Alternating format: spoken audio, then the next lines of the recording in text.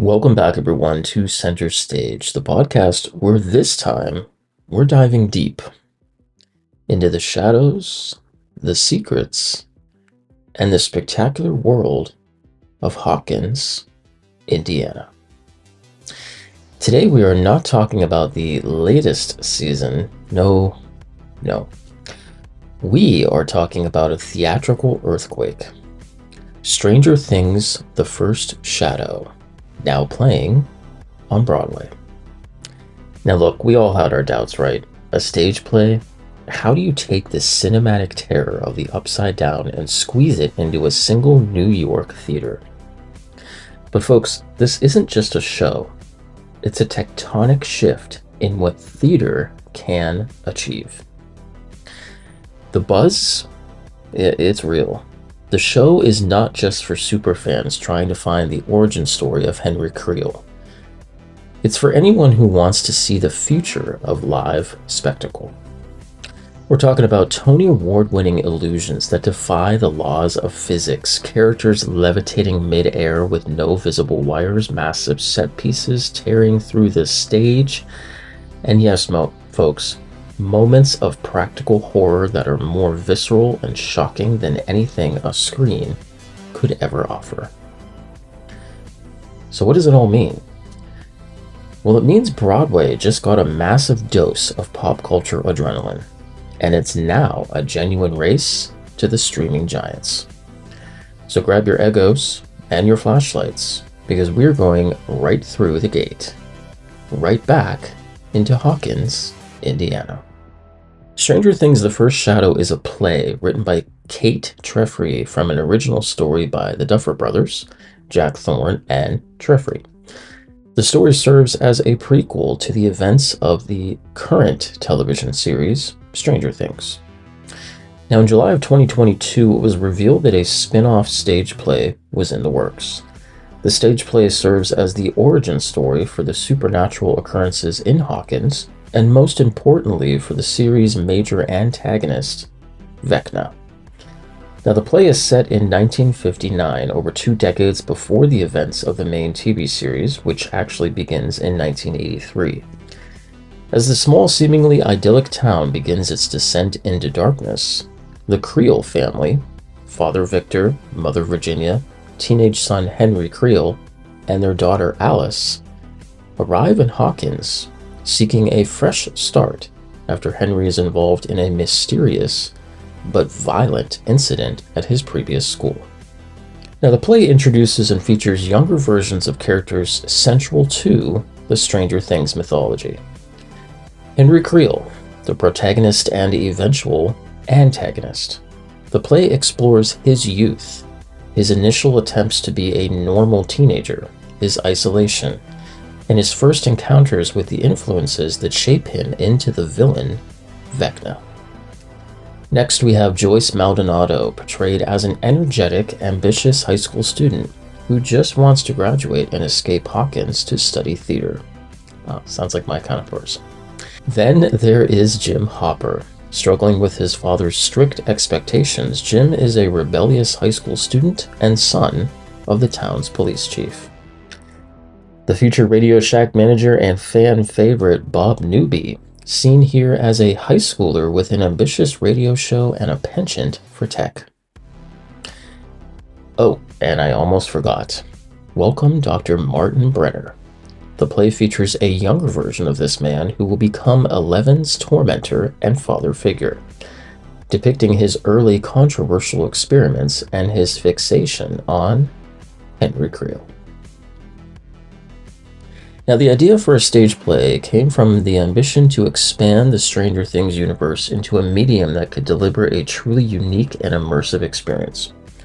The story itself was a collaboration between Stranger Things creators Matt and Ross Duffer, also known as the Duffer Brothers, Jack Thorne, the acclaimed playwright behind Harry Potter and the Cursed Child, and Kate Treffery, who has been a staff writer and co-executive producer on the Stranger Things TV series since its 2nd season.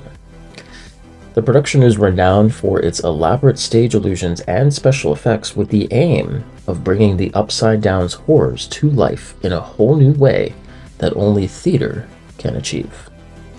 Now, fun fact here, the play is not just a prequel, but also may hold the key to the end of the final season of the Netflix series, firmly establishing its place in the official canon. Now, the special effects in Stranger Things: The First Shadow are widely celebrated as new high-water mark for theatrical spectacle, blending traditional stage magic with cutting-edge technology.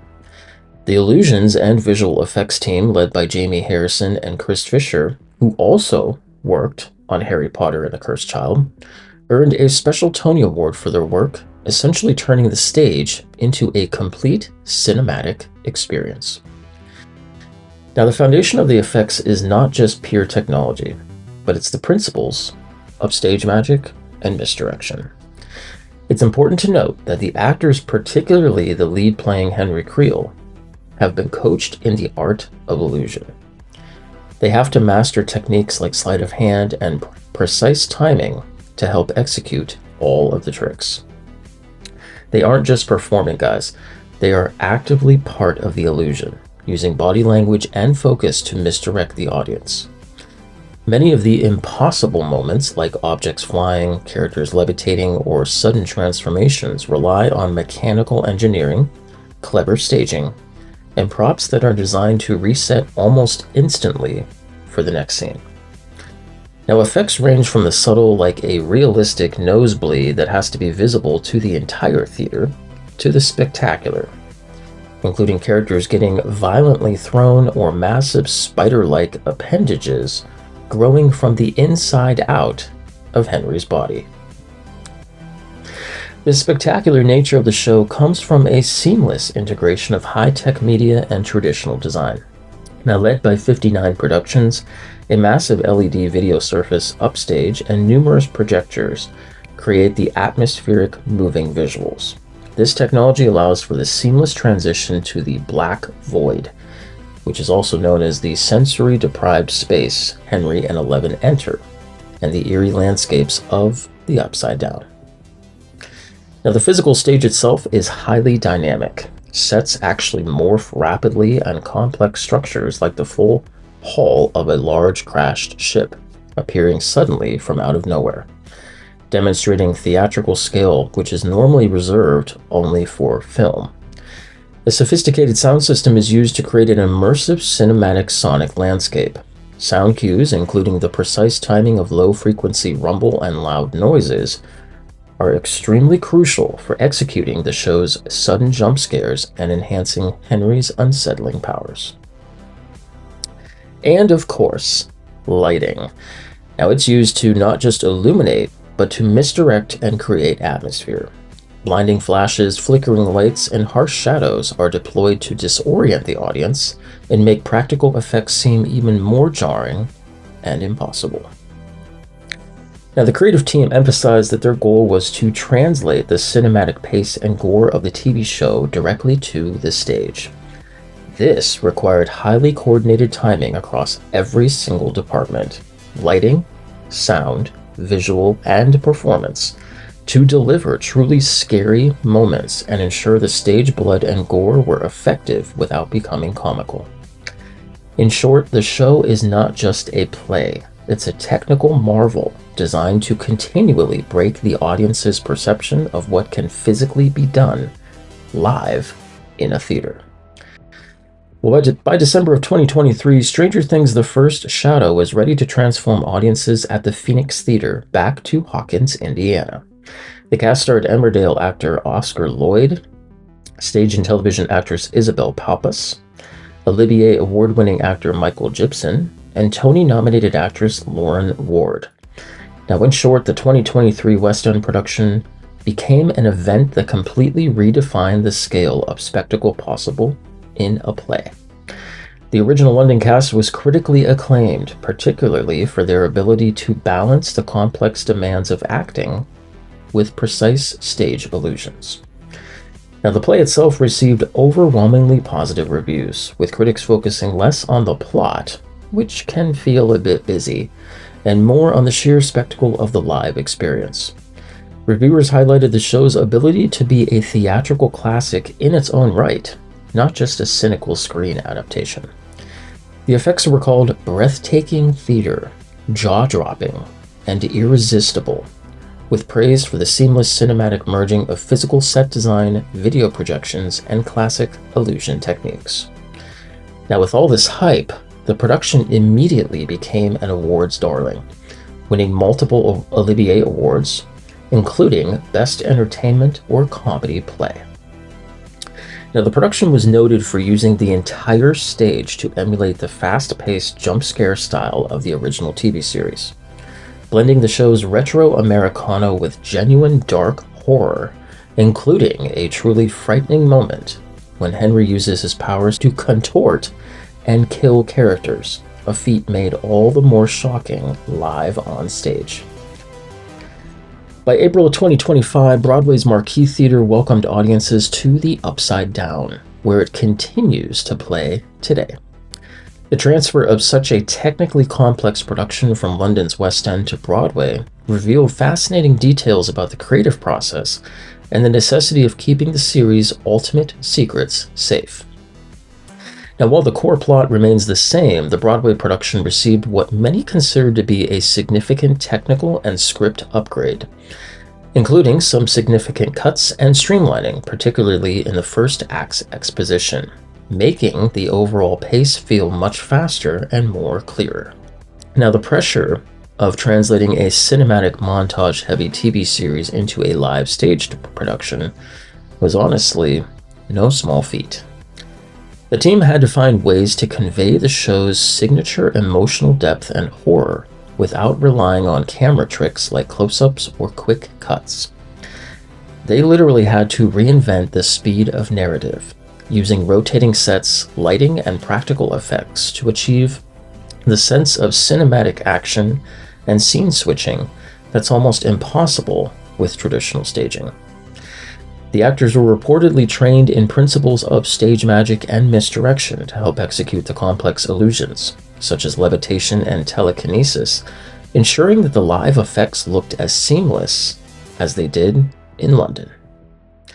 Now, the transfer to Broadway was a huge success, particularly in the technical categories, securing multiple prestigious awards, including a special Tony Award for illusions and technical effects. The illusion work, which includes levitation, telekinesis, and a giant mind flayer puppet, was widely hailed by critics and fans as groundbreaking for a stage play. The show is often compared to other technically complex hits like Harry Potter and the Cursed Child and Back to the Future, the musical. The production has been a massive hit with audiences who have praised its technically wizardry and how well it captures the tone of the Netflix series. The show also drew a unique crowd, with surveys revealing that a large percentage of attendees were first-time theatergoers, drawn by the strength of the Stranger Things brand. Now, Stranger Things: The First Shadow is widely seen as another game-changer that has profoundly impacted both the Broadway audience and the technical standards for future productions. The biggest immediate impact of The First Shadow is its ability to draw a completely new demographic to Broadway. Now, like I said before, a significant percentage of attendees, sometimes reported to be as high as 60 to 70% in its West End run, were first-time theatergoers. They were drawn in by the globally beloved intellectual property, otherwise known as the Stranger Things brand, and got their introduction to theater through a familiar world. Now, critics and audiences alike describe the show as an extravaganza, a theme park hybrid, or even a blockbuster.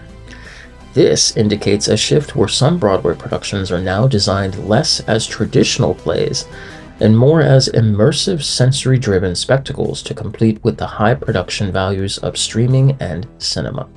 The show's massive critical success in the technical categories has raised the expectations for what is possible to achieve on a live stage. The show won a special Tony Award for illusions and technical effects, a category that may become more common in the future. The illusion work, including seamless levitations, horrific transformations, and the manifestation of terrifying creatures, is often described as better than what was seen in previous tech-heavy shows like Harry Potter and the Cursed Child. With its video design, lighting, and sound, The First Shadow attempts to replicate the cinematic quality of the original Netflix series. The effects are so sophisticated, guys, that they make the audience constantly ask, how did they do that? Effectively setting the standard for live stagecraft to compete directly with CGI. The scenic design, lighting, and soundscape work together to create an environment that is genuinely terrifying and scary, an ever-growing but challenging feat for live horror on stage. Now, the success of The First Shadow suggests several trends for the future of the industry. Expect more producers to invest heavily in adapting well-known film, TV, and gaming intellectual properties, also known as IPs. The success demonstrates that a recognizable, beloved IP can now guarantee a new ticket-buying audience. Producers may feel pressured to match or exceed the sheer scale and spectacle of the technology used in The First Shadow. This could lead to a technical arms race, raising production costs, but also pushing the boundaries of theater as a natural art form. Now, a minor but common criticism among seasoned theater critics is that the spectacular effects sometimes overshadow the script and character development. Future plays will have to navigate this balance, the risk of being a technically brilliant theme park ride versus a deep, satisfying drama.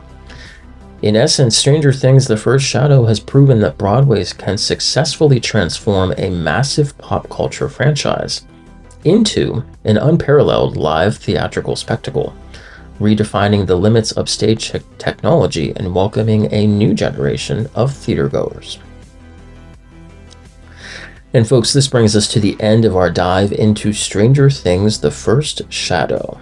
Now, whether you're a purist who believes theater should only be purely dialogue and drama, or you're a tech enthusiast who loves seeing the impossible happen live, I can tell you there's no denying the monumental impact of this show. It's more than just fan service. It's a calculated, brilliantly executed statement. By making the special effects themselves a main character, the designers Jamie Harrison and Chris Fisher didn't just win a special Tony Award, they proved that practical live illusions, when married to perfect lighting and sound design, can deliver a visceral, communal experience that digital effects just cannot touch. When Henry Creel is floating above the stage, or when the Upside Down is rendered in swirling smoke and ominous red light, you're not watching CGI, folks. You're sharing a gasp with 1,000 other people behind you. The ultimate legacy of The First Shadow will likely be twofold.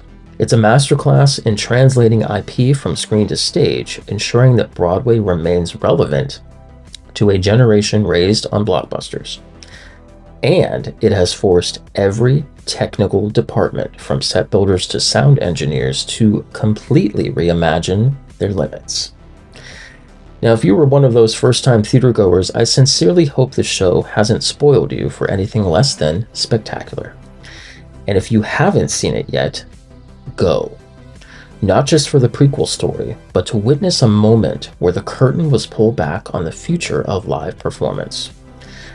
Guys, if you would like to secure yourself a ticket to this once-in-a-lifetime production, visit the link in the description below. Until next time, guys, keep your lights flickering, and remember, don't ever stop believing in the magic of live theater.